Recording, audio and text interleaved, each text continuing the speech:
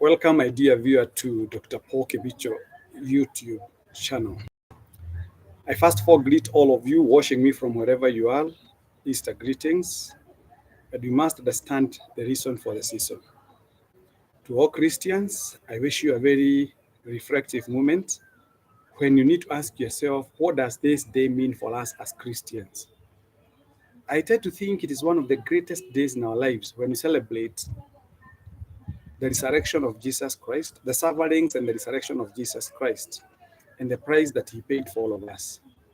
So I want to wish all Christians, wherever they are, a happy Easter season, and remind them that we need to appreciate why God created us, especially at this point in time, and reflect on the reason for this day. So I thank all of you. Now, I want us to look at a very unique topic here. I've just come back from church, and the topic of discussion today is what we call the concept of possibility thinking. I'll first of all invite once again all those people who understand the Kikuyu dialect that tonight from 9:30 p.m. to 12 midnight, I'll be at Inoro FM in the program that I've been carrying out now for the last 3 months. And the subject of discussion will be quite an amazing one. I'm inviting all of you to that particular discussion tonight. Don't forget, wherever you are, kindly call your friend because the topic of the day will be a game changer. It is in my DNA that I help as many people as I can when I'm alive, because when you die, we lose you and you lose everything that you carry with you in terms of your brain capacity.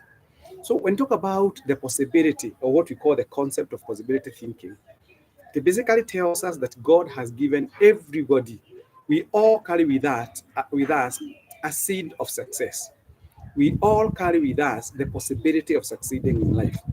The only thing that makes us people not to go to the levels expected of us is because we have given a space to what we call negative mental thinking or negative mental attitude. Majority of us Kenyans, we have been able to make some progress in our lives. We have made some noticeable progress in our lives, but the danger is, as we continually make those progress, we do not have a time to reflect on what is it that God has given unto us, what is it that I must do in order to go to the levels not yet experienced. And basically, what I would say is this: your mental setup, your mental frame, unless you realize what it is that holds you back, you may not be able to make progress in life. I've interacted with many people, the who is who in this world of God. I have had a chance of interacting with shoulders with mighty and high. And one thing that I really find in them is their unique way of doing things, their unique ways of thinking. They do not just think like ordinary mortals. They do not just do things at the ordinary levels. These are the people, and if you want to know, and this is what I've been telling people, if you want to know that we have some individuals who are totally exceptional from us, people who lead life in the same universe that we are in, but they are exceptionally blessed of the Lord, these are the people who do what others don't do. These are the people who dare to do what others don't do. These are the people who know that progress in life is a risk venture. You must take a risk. There is no option. You have to take a risk in life. If you don't risk, then you'll just be an ordinary person whose impact in this universe will not be felt by anyone. So majority of us, we assume that we have done well. That's an assumption that we have done well. The only thing that separates people who have done well and those who are still making it in life is basically by assessing. We first of all assess the resources within your disposal. And then what have you done with the resources within your disposal? What pride can you take from that? And over and above all, for us people to be able now to judge you with the right parameters, and for us to come to a conclusion whether you're doing well, whether you're average, or whether you're a failure, is the moment we get an exposure of what it is that God has given unto you, and then we judge you by that. And unless and until such a time when you realize that you require to be told, unless such a time when you realize that you require to go and, of course, have what we call a benchmarking kind of a process in life, some of us people don't make it in life. Of us, we think we have made it, but we are not yet there. So one of the things that we need to do, or to appreciate, this concept of possibility thinking is to realize that winners dare to dream. Anybody who succeeds in life dreams. Like I can tell you this, and I know some people are thinking I'm joking. I'm not joking, and that is my position. God willing, in the year 2032, I'll be vying for presidency. I'm not repeating it for the first time. I have said it a number of times, and even where our sisters and brothers in the Catholic faith, they carry what we call that rosary, even our brothers and sisters, even our brothers in the Muslim community, it has become an affirmation. You continually affirm yourself. I have personally taken that route, and I know that some people are thinking that Kibisho is not serious out there, but that is them. For me, I know what I want. For me, I'm not being driven. I'm not a robot. I'm not a drone to be controlled by an individual. I have what we call, I have the buttons of controlling my life within my person. So one of the things that I work towards to is dreaming. And of course, it costs you nothing to dream. Why don't you dream? Why can't you dream living in the most affluent suburbs in the Republic of Kenya and even beyond? Why can't you dream driving a good car? Why can't you dream becoming the president, becoming the governor, becoming the woman rep, becoming the MCA, becoming the member of parliament? All those people who succeed in life, they start by dreaming. So me, I'm a dreamer. And we are saying winners dare to dream. So if you are there and you don't dream, and dreaming is not enough, you must put wheels, you must put the engine, you must put the fuel to your dream, because it is by dreaming and putting what we call every structure in place that will now catapult you to the level that you desire to go. So dreaming alone is not enough. You must dream by fixing what ought to be done now. If you have a bad company, some of us people have got very bad companies, and the companies that we have sometimes, we don't sit back and ask, where does this particular individual come from? How has their life been like? Because we don't share the same, we have not run the same race in our lives. Some of us have run very difficult lives for us to be where we are today. So our testimonies are totally different from those others who have been brought up on a very soft path, who have enjoyed life to the maximum because their parents were well endowed. We are not saying that parents getting well endowed is a climb. It is not a climb, but you must chart your way. So you must look at those individuals that you walk with them in your life and ask yourself, are they adding any value? Do they have any value addition and purposes in my life? And the other thing that you must remember is that those people with what we call the possibility thinking, those people who succeed in life, they commit themselves to doing what they have said they will do. And when they commit themselves to doing it, it means that they take 100% responsibility for that particular journey. Nobody will come and lead my family. Nobody will come and educate my children. Nobody will come and manage my wife and my everything. It is me. So the responsibility is on my heart. So that is my responsibility. So if you hear some noises coming from both sides, so we have our brothers praying, and of course we have some water coming from other areas. So they commit the concept of possibility thinking dictates that the path you have taken, you must be committed to it. Does not matter what is going loud here and there. You must be committed to doing it. The other thing is that they dare to try to take a risk. Those people who succeed and make it in life, they take a risk. Some of you people, you like doing things in the quantums of familiarity. There's nothing as bad as operating on a familiar ground, because a familiar ground gradually allows you into sleeping. A familiar ground puts you into comfort zone. A familiar ground does not make your tentacles of thinking expand, because that's a familiar territory. And that's what I've been telling you, that even Abraham himself, he had to shift base to another place that he never knew of. But God blessed him there and he became the father of nations. So one of the things that those people who hold the concept of possibility thinking do is that they dare to try and take a risk. The other thing is that they believe if it is going to be, it is up to me. They know for sure that whatever they are doing, if it is going to see the light of the day, it is up to them. You do not leave your responsibilities to other individuals to help you or to prepare you to go to the next levels. The decision is all yours. You are the one who makes a decision, and you must pursue this decision to its logical conclusion. You are the only one who carries your dream in your head, Even those people who become leaders, it is only them who know what it is that they want to do for those people that they lead. So basically what I mean by that is that the compass of success is basically in your own heart. So don't expect other people to come and help you. They may help you, but to a certain extent. But the bigger portion of success is actually domiciled in your heart, in your brains. So what they do, the concept of possibility thinking dictates they believe if it is going to be, it is up to me as an individual to make it happen. They understand failure is not is they understand failure is an event, not a person. One good thing about those people who embrace the concept of possibility thinking, they understand failure is an event, not a person. So if I fail jumping a certain bar, it is not. I made an attempt, but that was an event, not a person. So it's only that particular activity that I have failed, and that does not necessarily mean that I will fail in other areas. So one of the things that you must continually do is to ensure that you do what you ought to do in order to excel. Finally, those people who embrace the concept of possibility thinking, they never quit. I have been talking about Quest Pinnacle Investment Ventures Limited for quite some time now. And one thing that makes me happy today is that there are those specific individuals who know that if they are going to make it in life, they cannot be in control of everything in their lives. Sometimes you have to pass. You have to pass your thinking, albeit knowing that you are not the one leading that particular aircraft. You're not the one leading that particular right, driving that car, but you have to pass sometimes the baton to another individual. So when I talked about Quest Pinnacle Investment Ventures Limited, I salute all the people in the diaspora.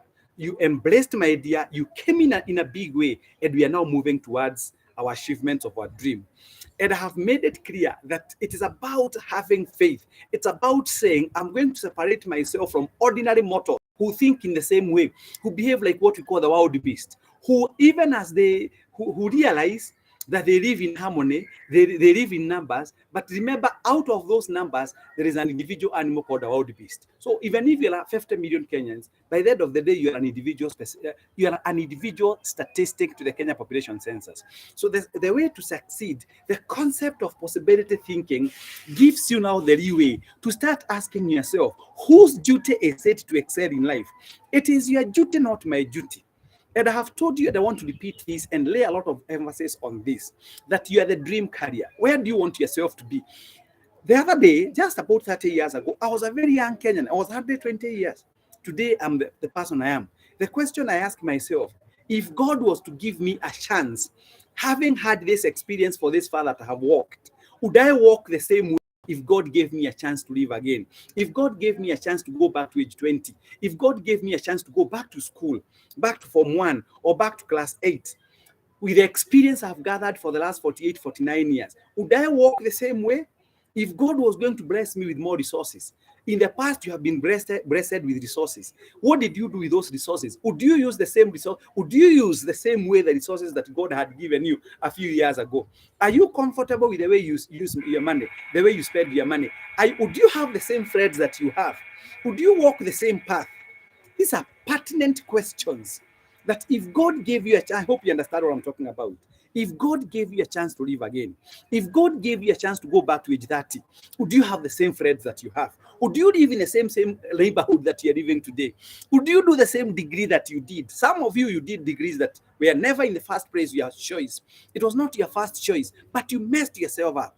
Some of us got married to the wrong couples because we did not listen to our parents, we did not listen to our counselors. We just took the route on our own without what we call consultation, without actually looking at what we call the fundamental principles of life, without considering the fundamental characteristics, the fundamental attributes of an individual. Some of us today, some of us say, if God can give me would you marry the same woman that you have today? Would you marry the same man that you have today if God gave you another chance? You see, and we don't run. Those are mistakes that we need to learn from our lives. You took your child to a given school in full knowledge that institution, for instance, it is taking the one in terms of lesbianism. It is taking the one in terms of homosexuality. But because you were ignorant and you don't like taking things seriously, you said, after all, let him go through that. He's not the only child. You may say he's not the only child, but by the end of the day, the child belongs to you. The child does not belong to that school. The child belongs to you. So it therefore behooves on you as an individual to take 100% 100% personal responsibility. You are the product of your own thoughts. You are the product of, let me tell you, and some of us people, we are so bad decision makers. We suffer from what we call indecisiveness, that even making a small decision, you have to take a phone call to call even your mother, to call even your father. The moment you realize that you have become a poor decision maker, your destiny is doomed. You must be a good decision maker. Sometimes it becomes painful to make a certain decision. If you realize that your habit is not taking you anywhere, you have been taking beer from January to December, and that taking of beer has taken a very serious toll on your health. And you're not a child, you're a mature man, you're a mature woman who knows that in the final analysis, if I don't change this particular route, then 6x4 is gradually awaiting for me. So what do? You must learn to make decisions. You have not made any investments. You have been working for the last 20 years and you have nothing to show, by the way. It's a pity. And when somebody like Dr. Kebisho comes your way to give you advice, sometimes an unsolicited advice, your business is to start asking, why does Kebisho think that he's the most educated person? Do you get bothered about my education, or are you worried about the content I'm giving you? If the content I'm giving you can help you, and you take a total paradigm mental shift the way you do your things, because it does not matter. Even if you don't make a decision today, tomorrow will still come. And the sun will still rise from east and set in the west. It does not factor your moods. Life does not factor your moods. Life does not factor where you come from, your tribe, who your father is, who your mother was, where you went to school. Does not matter whether you went to Mangu High School, Alliance High School, whichever Alliance Girls High School, whether you went to Starehe Boys or Starehe Girls, that is totally immaterial. What matters by the end of the day, what are you doing with your life now?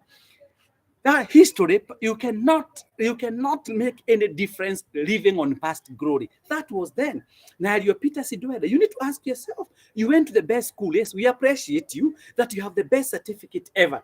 You went to Harvard University. But if you went to Harvard University and you're still struggling in life, there is no reason whatsoever you can come telling us that you went to Harvard University. There must be a relationship between Harvard University and your level of excellence in life. So what I'm advising you people to do, the concept of possibility thinking, you need to sit down, evaluate yourself, and ask yourself critically, am I where I'm supposed to be in life? You have had so many dreams in life. You have been setting so many dreams. You have been writing so many resolutions. You have been making so many resolutions, but even a single one you have never achieved. Right now, we have got children going to school next week, but one on 3rd of May. Some of us, we are clueless where school fees will come from. Yet we have been seeing our children grow. And when somebody approaches you and tells you, my brother, my sister, you need to keep aside 1,000 shillings per day or 300 shillings per day so that your child can go to the best school without interruptions and interferences because of school fees balances, you don't take us seriously.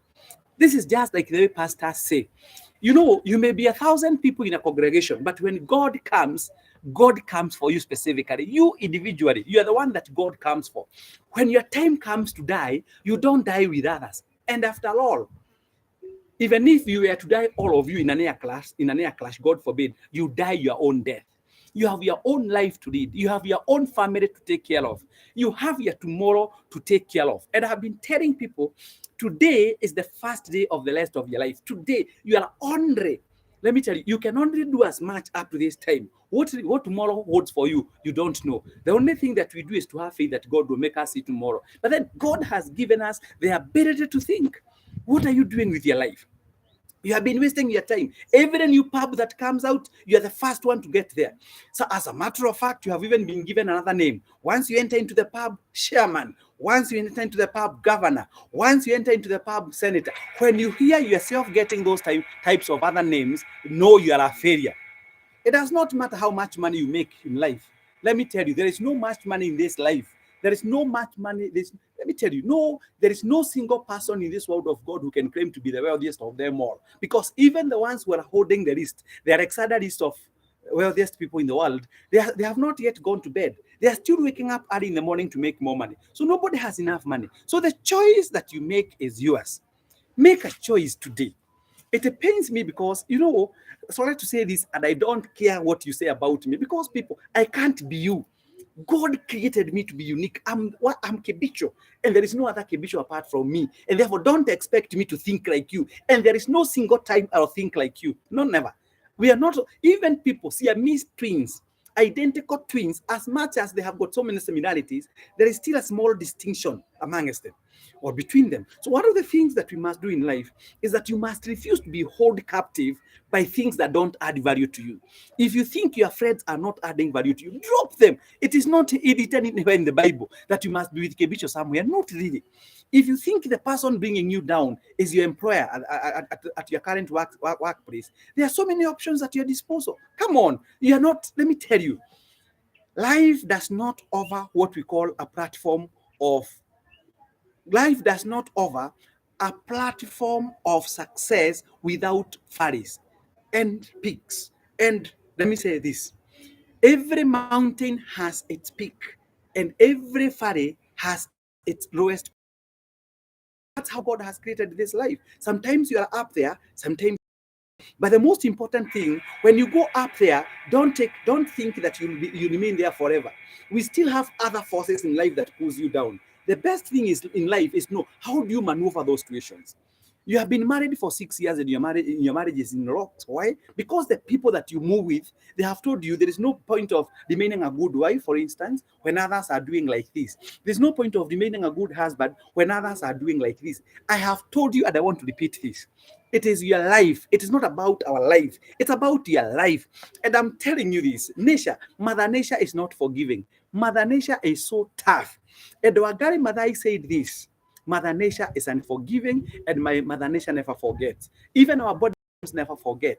If you have suffered from cholesterol and you continually take meat, you continually don't even observe your diet, don't you worry. The body has what we call a memory. It has got what we call a memory button. It will only prompt it once again, and this time you may suffer the consequence. Because nature does not subscribe, or nature does not embrace what we call ignorance.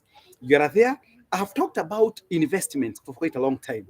I'm so happy because some people, and I don't, that's why I say they only needed 200 people. Why did I knew Kikuyus, our people, for instance, because this investment scheme is purposely for Kikuyus. And I'm not tribal, but I belong somewhere. My mother was a Kikuyu, my father was a Kikuyu, I'm a Kikuyu, and I never applied it to anyone for me to be born a Kikuyu. And I'm proud of being a Kikuyu, and I have no apologies to make. So even me, even at my level, what I'm saying is that I want to see whether I can be able to take our Kikuyu people, those who listen to me and those who actually subscribe to my thinking. I see whether we can also make a few other millionaires. We have heard enough about Mr. Dr. Mwagi of Equity, who is a billionaire. We have heard enough of Mr. Munga, who is a billionaire. We have heard about SK Macharia, who is actually a business mogul. We have heard about them. Can't we have other names occupying even the dictionaries that we have today? If you took a dictionary in the year 2000, there was nothing like a mobile phone. If you took a dictionary in the year 2000, there was nothing like what we call an iPad or an iPod. But life keeps on changing. And the worst situation to find yourself in is to remain legit. So my brother, my sister, whatever, if you are watching me there, and I have told, and you see, our people, some of us people, we have a very fertile ground of negativity. A very, very fertile ground of negativity. People who see nothing good out of an individual. That when somebody else excels in life, you feel bad about him. Oh, and to you, those people, even if you felt bad about me, the worst that you can do is only to feel bad about me. But I'll remain Paul Kebicho. You'll never take my credentials from me. God never created me to be a puppet to be making people happy. My business and my mission in this world is not to make people happy. It is to tell them that if you do this, we can get that much. And if by listening to me, you can move an extra mile, why not embrace my thinking? Can we come together? What is it that we can do?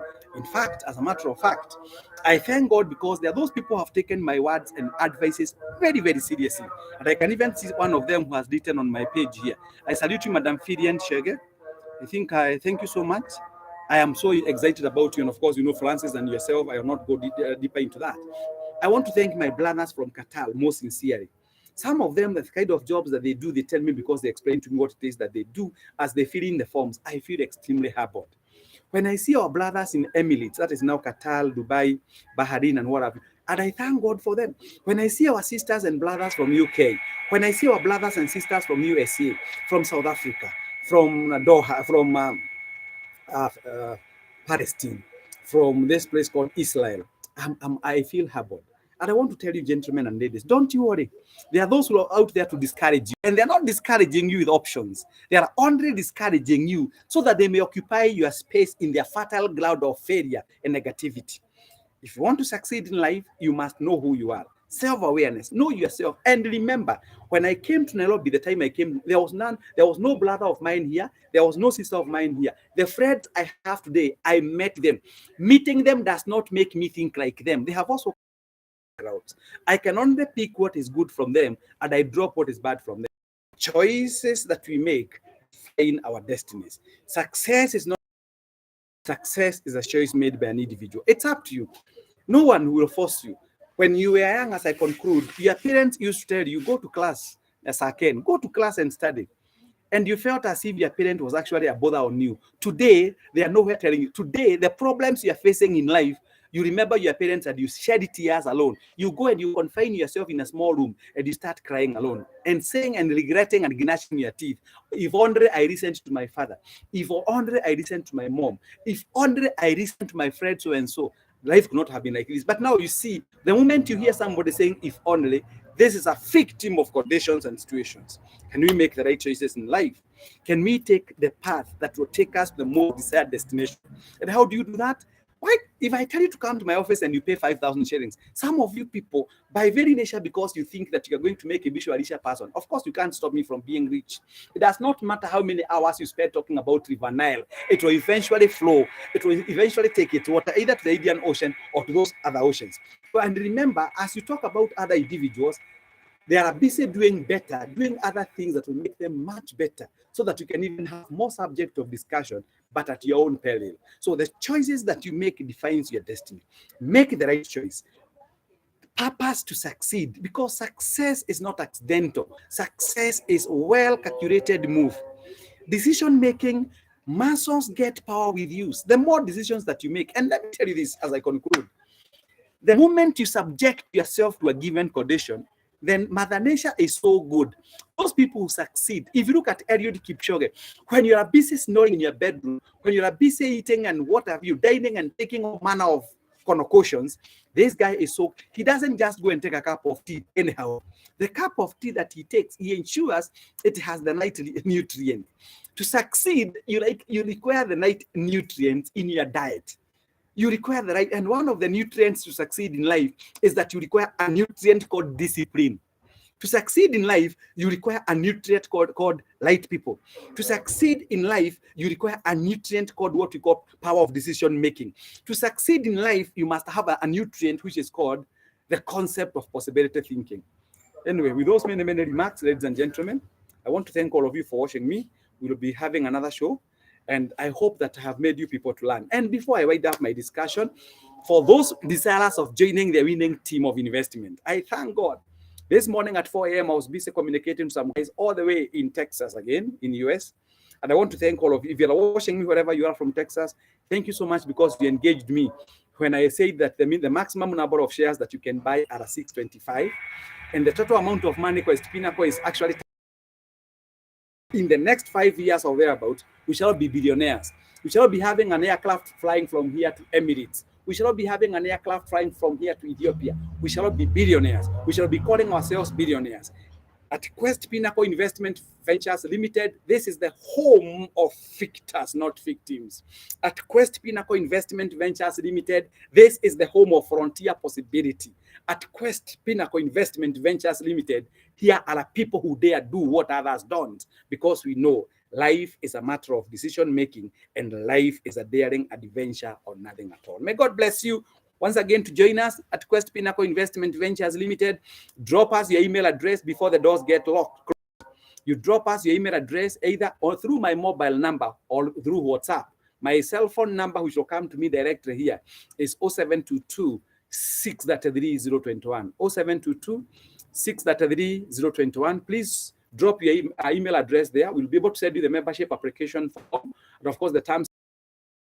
We'll be able to send you the till number that you pay your non-refundable registration fee into. We shall give you the account details for you to become a member. And for those joining us today, you must pay 1,000 shillings, because we are already the train left the station 6 months ago, and one share is 16,000 shillings. So 6 times 16, that is 96, then 5,000 for registration, 1 so that you may be at par with us. And remember, those who pay money in lump sum, either for 1 year, 2 years, or 3 years, they'll get what we call preferential returns. Why? Because of time value for money. They have given us their money in advance for us to invest. You can also give us your email address via questpinnacleinvestment@gmail.com, questpinnacleinvestment@gmail.com, or paulkebicho@gmail.com. May God bless you. Always a pleasure talking to you. We are moving places. In the next 5 years, we shall be worth 5 billion Kenya shillings, and the journey began 6 months ago. It is actually voluntary. If you want to join, you can join. If you don't want to join, we don't force anyone to join us. By the way, we are not forcing anyone to join us. You join us at your own foundation. It's actually a voluntary investment club, so we don't even persuade anyone.